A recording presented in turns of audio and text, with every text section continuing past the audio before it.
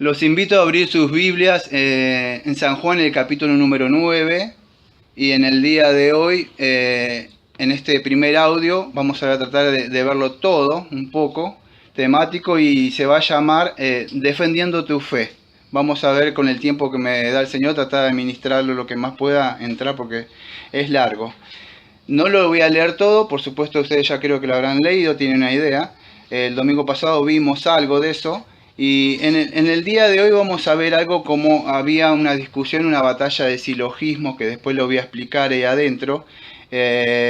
Ustedes saben que el domingo pasado tocamos un poco de quién había pecado y quién no había pecado. Vamos a ir desde la parte número 3 en adelante y voy a empezar a hablar a grandes rasgos nada más por arriba, ¿no? Fíjese que, bueno, el Señor empieza a hablar y él tenía una misión que hacer que decía que mientras el día dura, dando alusión que es la luz del mundo él y que él el que tenía que hacer esa obra que estaba ahí, ¿no? Ustedes saben cómo viene el relato, ya lo saben, voy a ir al punto, voy a ser conciso yo. El Señor se encuentra, por supuesto, con ese cieguito que estaba, el invidente que estaba ahí, y el Señor lo que hizo, salivó, o la traducción dice escupió, ahí literalmente dice así, escupió, dice en la tierra, hizo lodo en saliva y se juntó. Ustedes saben que el Señor en el principio creó todas las cosas, y cuando hizo al hombre, en Génesis 2, versículo 7, dice, entonces señal Dios formó al hombre del polvo de la tierra y sopló en su nariz aliento de vida y fue el hombre un ser viviente. Entonces el hombre fue formado de la tierra y vemos que el Señor utiliza ese mismo material, o sea, la tierra para darle vida. Lo que me llamó la atención en toda esta semana es que cuando él le dijo, ve y lávate en el estanque de Siloé, que traducido es enviado. Ahora si estuvieron siguiendo toda esta serie del Evangelio de San Juan que estuvimos viendo, cuando aparece la traducción, ahí Siloé, enviado, ustedes van a ver en Juan 3, versículo 17, en Juan 3, 34, en Juan 5, 36, Juan 6, 57, y tantos textos que estuve dando yo a lo largo en Juan 7, 29, que habla, cuando hablamos del Siloé que enviado, acuérdense que hablaba del Señor Jesucristo, pero yo le conozco porque dice, de él procedo y él me envió, Juan 7, 29, Juan 3, 17, porque no envió a su Hijo amado para que condene, y en Juan 3, 34, porque Dios me envió. Entonces, ustedes ya saben que había un mensaje espiritual ahí, cuando el Señor le sana y le dice, ve a lavarte en el agua, y cuando vimos en el agua también la samaritana, en Juan 7 y Juan 4, el agua aludía, acuérdense que estuvimos viendo también a Cristo, al Espíritu Santo. Entonces vemos que hay un trasfondo ahí espiritual, que cuando se lava en Siloé le está diciendo, ve y lávate en el enviado. ¿Quién era el enviado? En Cristo, que él iba a tener sanidad. En esta primera etapa de su nacimiento, él recién está teniendo una sanidad, podríamos decir, física, que después va a empezar a ver lo que es la sanidad, podríamos decir, espiritual que viene él. Ahora, después de todo esto, ustedes ven los versículos 8 y 9 en adelante, la gente empieza a notar un cambio en la persona. Empieza, que él ve, por supuesto, él empezó a ver, empezó a caminar y eso llama la atención. Una persona que es invidente desde nacimiento, todos lo veían ahí mendigar, y es una persona que a veces, amados, cuando nosotros tenemos vida espiritual y nuestros ojos son abiertos de las tinieblas a la luz admirable, la gente tiene que ver un cambio en ti, se va a llamar la atención. Y en este caso, fíjese que le llamó la atención y lo llevaron con los mismos fariseos. Puede ser que una persona cuando ha estado mucho tiempo en una congregación, en algún lugar, se le abren los ojos con las doctrinas y uno empieza a hablar, incluso a cuestionar bien y a hacer preguntas. ¿Qué es esto de la salvación por gracia? ¿Por qué me enseñaron esto? Y uno se va a manifestar de que esta persona tiene vida. Bueno, esto estaba pasando en el sentido espiritual que lo estoy explicando yo. En el sentido literal, la persona lo estaba llevando a este hombre ahí a las cosas. Pero eso pasa, porque estoy hablando defendiendo tu fe, el tema que quiero tocar. Entonces estos líderes religiosos, ustedes saben que querían que, por supuesto, negaran al Señor Jesucristo, porque una vez más el Señor estaba ahí y había hecho otro milagro, y como el Señor no tiene por costumbre, lo había hecho un día sábado de nuevo, que ya hablamos sobre eso. Y ahí empieza algo que es conocido como una batalla del silogismo. ¿Qué es un silogismo? Ahora lo voy a explicar. Un silogismo fue inventado, viene de la filosofía, podríamos decir, de Aristóteles, un fundador de la lógica. El domingo pasado no me dio tiempo de hablar de otra cosa también que tenía que haber hablado y no me dio tiempo de hablar, que era el argumento ad hominem, que era todas esas cosas y todos esos debates se llevaban en esa cultura ahí.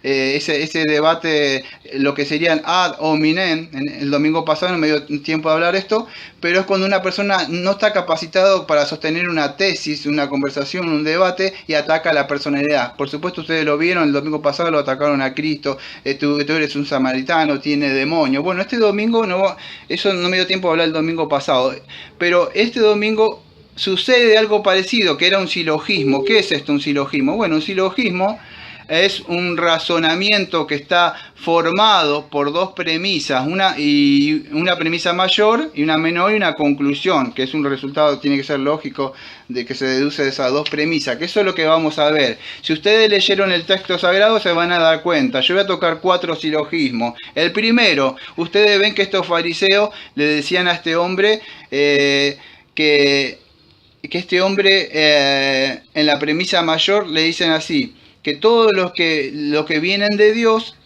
guardan el día de reposo. Y la premisa menor, que siendo este hombre, Jesús, no guarda el día del reposo. Entonces la conclusión, ¿cuál sería? Bueno, que este hombre no es de Dios. Eso decían los fariseos. Era una lógica de esa época, se manejaban así. ¿Por qué no es de Dios? Porque este hombre no proviene de Dios porque hizo milagro el día sábado. Bueno, ustedes saben que como siempre, el Señor que está, ¿qué trae?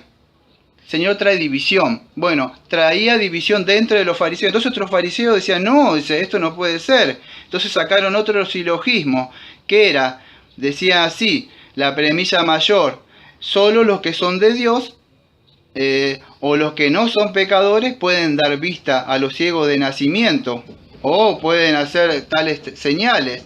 Entonces la premisa menor, este hombre Jesús ha dado vista a un ciego de nacimiento o ha hecho tal señal. Entonces, ¿cuál es la conclusión? La conclusión sería que este hombre es de Dios o este hombre no es un pecador. Entonces eso creó una división dentro de los mismos fariseos. Por supuesto, ustedes saben que empezó toda esa disensión, si leyeron todo el texto ahí, capítulo 9, empieza una pelea. Después vienen los padres también, que va a tocar dentro de un rato. Después empieza otra premisa, que era la premisa mayor en todo el texto. Para esto ustedes lo tenían que haber leído. Hay todo ese silogismo que aparece ahí, pregunta y respuesta, esas conclusiones que ellos llegan ahí. Aparece una premisa mayor, que solo los que son de Dios pueden abrir los ojos de los ciegos de nacimiento. Premisa menor, este hombre Jesús no es de Dios. Conclusión, él no puede hacer las obras de abrir los ojos a un ciego. ¿Por qué? Porque esto más adelante lo sacan ellos. Cuando le dice, da gloria a Dios, no sé si se acuerda que le dicen, da gloria a Dios. ¿Qué da gloria a Dios? Bueno, en el sentido, di que él es un pecador. Porque si decían que él es un pecador, ¿qué pasa? Significaba que él no puede hacer milagros. ¿Por qué? Porque es un pecador. ¿Por qué? Porque todos sabemos que dice la Biblia, que Dios nos oye a los pecadores. Entonces un pecador, a menos que vayan pidiendo perdón y arrepentimiento de pecado, ¿no? Pero entonces por esa silogismo se creía que ellos querían decir, da gloria a Dios, di que es un pecador. ¿Para qué? Para desacreditar al Señor. Siempre a ellos no les importaba eso, querían desacreditarlo en la obra del enemigo. Y eso es lo que querían hacer. Y ahora llegamos al cuarto y último silogismo, que es el silogismo del hombre que había sido sanado de la vista. La premisa mayor, él dice así, fíjese que este hombre, cuando nosotros venimos al Señor Jesucristo no sabemos mucha doctrina, muchos vienen, nos quieren confrontar. Cuando Cristiano salió de ahí, acuérdense que lo querían atacar, lo quieren que se vuelvan para su familia, y está en esa lucha que toda la gente, porque Satanás no te quiere soltar, entonces empiezan y lo malo es que el bebé espiritual está teniendo vista, no tiene muchos argumentos para defender, pero acá el Señor lo ayudó. Dice la premisa mayor, dice así: los que son de Dios, es decir, los que temen a Dios y literalmente adoran a Dios y hacen su voluntad, son escuchados por Dios. Entonces, de forma que pueden abrir los ojos de los ciegos de nacimiento. La premisa más menor: este hombre Jesús fue escuchado por Dios, de modo que abrió los ojos de un ciego de nacimiento. Entonces, ¿qué sucede? Pudo realizar esa obra porque viene de Dios, decía el cieguito. Acuérdense, de una forma sarcástica se reía, y esto lo enfurecía a ellos. Entonces, ¿cuál es la conclusión? Decía el cieguito. Bueno, este cieguito que fue sanado, ¿no? Cieguito hasta ahora, vamos a decir, espiritualmente, porque recién estaba...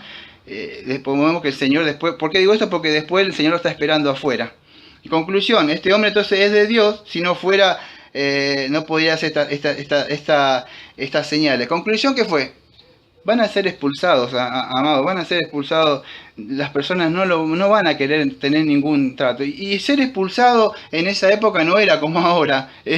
Perdías tus bienes, tus padres te borraban de ahí, no pertenecías más. Por eso que el Señor dice: todo aquel que deje padre, madre, hijo por causa de mí tendrá otra familia, ¿qué? Hermanos. Tendrá gente, entonces, y otras en este siglo y en el siglo venidero. Fíjese que los padres dijeron: pregúntele a él, no querían saber nada. ¿Por qué? Porque eso significaba ¿qué? Una expulsión significaba, no podías entrar. No es como que te sacan de una congregación y podés quizás entrar a otra. Ahí significaba pérdida totalmente de todo, de bienes, de la sociedad. Eras totalmente como expatriado directamente. Entonces, para ellos no era fácil. Y todos sabían que él venía de Dios, incluso Nicodemo. Rabí, sabemos que viene de Dios como maestro, porque nadie puede hacer estas señales, decía Nicodemo, reconocía. Solo que estos fariseos no querían saber nada, querían que diera la gloria a Dios, pero mintiendo. Y no se puede dar la gloria así mintiendo. Con nosotros tenemos una de las doctrinas que creemos que es solideo gloria, y la gloria solamente viene a Dios, y la gloria solamente se tenía que darle a Dios. Cuando decimos solideo gloria, Él nos da todo: el evangelio, la regeneración, la fe, el arrepentimiento, y no podemos estar complaciendo al hombre cuando el hombre quiere que digamos algo que lamentablemente no está ahí. Entonces, fíjese que al final el Señor, después que es expulsado y es sacado, el Señor lo está esperando afuera. El Señor lo está esperando afuera para recibirlo. Y fíjese que ustedes saben las preguntas que el Señor le hace. Le dice si cree, cuando está expulsado afuera, le dice: ¿crees tú en el Hijo del Hombre? Y entonces le dice, y él le pregunta quién es para que crea. Y él dice le dijo: tú le has visto, de hecho el que habla contigo. Y él dijo: bueno, si ustedes ven quién es Señor, la palabra es Señor común. Pero en la otra, como dice: creo Señor, la palabra es curio. ¿Por qué? Porque él se postra a adorarlo, reconociendo que es el Hijo de Dios que vino a darle vida y vista espiritual, este hombre. Ahora fíjese que cuando termina después el Señor... hay personas que lo estaban esperando, estos fariseos, como diciendo que nosotros somos ciegos también. Y fíjese que esta persona, el Señor se refería a que esta persona, al no reconocer su ceguera, en versículo 40, 41, por ahí, ¿qué pasa? Le está diciendo que ellos siguen siendo ciegos, de verdad. Si hubieran reconocido que de verdad están tan ciegos, pero como ellos dicen que ven, que no necesitan, entonces van a permanecer su pecado con ellos.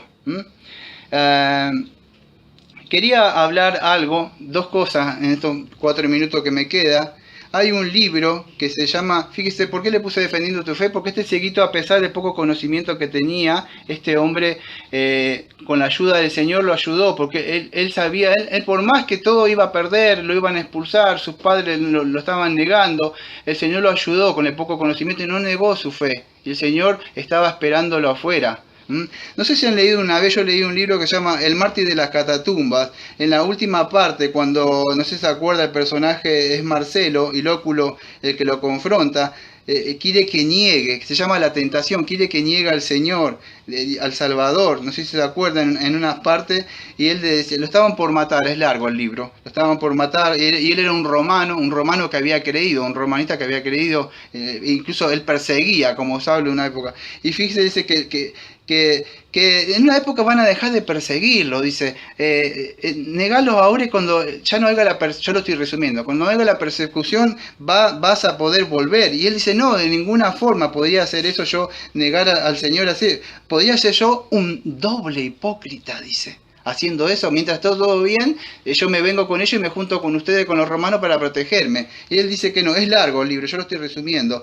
Entonces, Lóculo le dice de que podía beneficiar a otros que estaban dentro de los romanos, que ellos decían que eran cristianos, pero hacían adoración al César. Y entonces, y Marcelo, yo no lo estoy resumiendo, le dice, esos que dicen que están ahí, que son cristianos, que están mezclados con los romanistas, los romanos, y están acá, él le dice así, estos seres jamás han llegado a conocer la verdadera fe, la esperanza cristiana que yo tengo. Ellos nunca conocieron el nuevo nacimiento, la nueva naturaleza divina, la presencia del Espíritu Santo mostrando su conexión en su corazón, en la comunión. Le estaba diciendo, esos no son cristianos.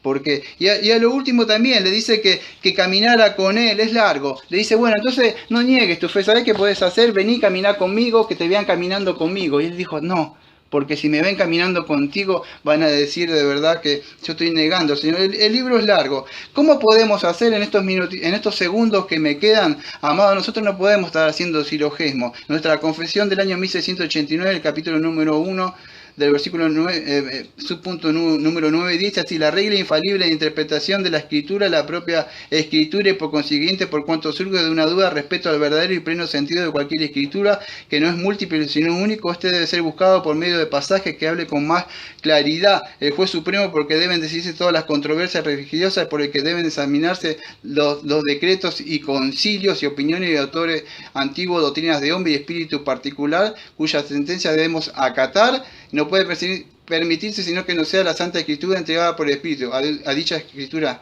Entonces, nosotros tenemos las Escrituras, amados, para determinar estos 5 segundos que me queda para defender nuestra fe.